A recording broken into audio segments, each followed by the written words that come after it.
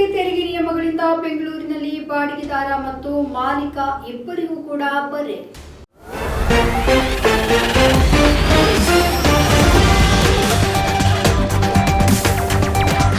ಬೆಂಗಳೂರು ನಗರದ ನಾಗರಿಕ ಸಂಸ್ಥೆ ಬೃಹತ್ ಬೆಂಗಳೂರು ಮಹಾನಗರ ಪಾಲಿಕೆ ಏಪ್ರಿಲ್ 1ರಿಂದ ಮೌಲ್ಯಾಧಾರಿತ ಆಸ್ತಿ ತೆರಿಗೆಯನ್ನ ಜಾರಿಗೆ ತರಲಿದೆ.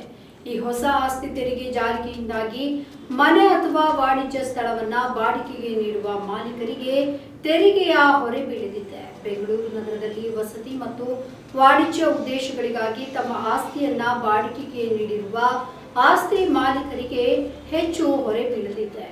ಮನೆ ಅಂಗಡಿಗಳನ್ನ ಬಾಡಿಗೆ ನೀಡುವ ಬಾಡಿಗೆದಾರರಿಗೆ ತೆರಿಗೆ ಹೆಚ್ಚಾಗುವ ಕಾರಣ ಹೆಚ್ಚಿನ ತೆರಿಗೆಗಳನ್ನ ಸರಿದೂಗಿಸಲು ಬಾಡಿಗೆಯನ್ನ ಇನ್ನಷ್ಟು ಹೆಚ್ಚಿಸುವುದು ಸಹಜ ಅಂತ ಹೇಳಲಾಗ್ತಾ ಇದೆ. ಬೆಂಗಳೂರಿನಲ್ಲಿ ಮನೆ ಮಾಡುವುದು ಮತ್ತು ದುಬಾರಿ. ಈಗಾಗಲೇ ಬೆಂಗಳೂರಿನಲ್ಲಿ ಬಾಡಿಗೆ ಮನೆಗಳ ವೆಚ್ಚ ಸಾಕಷ್ಟಿದೆ.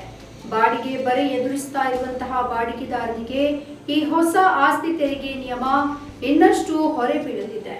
ಹೊಸ ತೆರಿಗೆ ನಿಯಮಗಳ ಪ್ರಕಾರ ಬಾಡಿಗೆದಾರರು ಸ್ವಯಂ ವಸತಿ ಆಸ್ತಿಗಳು ನೀಡುವ ತೆರಿಗೆ ಮೊತ್ತಕ್ಕಿಂತ 2 ಪಟ್ಟು ಹೆಚ್ಚಿನದಾಗಿ ಪಾವತಿಸಬೇಕಾಗಿದೆ. ಬಿಬಿಎಂಪಿಯ ಹೊಸ ಆಸ್ತಿ ತೆರಿಗೆ ನಿಯಮಗಳ ಪ್ರಕಾರ ಬಾಡಿಗೆ ವಸತಿ ಸ್ಥಳಗಳು ಮನೆಗಳಿಗಿಂತ 100% ಹೆಚ್ಚು ತೆರಿಗೆಯನ್ನು ಕಟ್ಟಬೇಕಾಗುತ್ತೆ.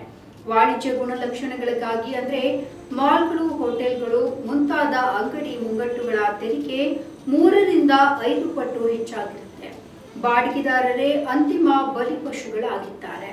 ಉತ್ತಮ ಜೀವನ, ಉದ್ಯೋಗ, ಸ್ವಯಂ ಉದ್ಯೋಗಗಳ ಕನಸು ಕಂಡು ಸಿಲಿಕಾನ್ ಸಿಟಿಗೆ ಬರುವವರ ಸಂಖ್ಯೆ ಹೆಚ್ಚಾಗ್ತದೆ ಇದೆ. ಇಲ್ಲಿ ಬಾಡಿಗೆ ಮನೆಯನ್ನ ಹುಡುಕೋದೇ ನಿಜಕ್ಕೂ ದೊಡ್ಡ ಸವಾಲಾಗಿದೆ. ಕೈಗೆಟಕುವ ದರದಲ್ಲಿ ಬಾಡಿಗೆ ಮನೆ ಸಿಗದೆ ಪರದಾಡ್ತಾ ಇರುವ ಜನಸಂಖ್ಯೆ ಕೂಡ ದೊಡ್ಡದಾಗಿ ಇದೆ. ಇದರ ಬೆನ್ನಲ್ಲೇ ಈ ಹೊಸ ಆಸ್ತಿ ತೆರಿಗೆಯ ಒಟ್ಟು ಪರಿಣಾಮ ಬೀರುವುದು ಜನರ ಮೇಲಿಗೆ. ಒಟ್ಟಾರೆಯಾಗಿ ಆಸ್ತಿ ತೆರಿಗೆ ಸಂಗ್ರಹಣ 5%ಕ್ಕಿಂತ ಹೆಚ್ಚಾಗುವುದಿಲ್ಲ ಅಂತ ನಾವು ಕಂಡುಕೊಂಡಿದ್ದೇವೆ. ಹೀಗಾಗಿ ಆತಂಕ ಪಡುವ ಅಗತ್ಯ ಇಲ್ಲ ಅಂತ ಕೂಡ ಬಿಬಿಎಂಪಿ ಅಧಿಕಾರಿಗಳು ತಿಳಿಸಿದ್ದಾರೆ. ನಮ್ಮ ಈ ವಿಡಿಯೋ ನಿಮಗೆ ಇಷ್ಟ ಆದಲ್ಲಿ ಲೈಕ್ ಮಾಡಿ, ಶೇರ್ ಮಾಡಿ, ಕಮೆಂಟ್ ಮಾಡಿ ಮತ್ತೆ ಸಬ್ಸ್ಕ್ರೈಬ್ ಮಾಡಿ.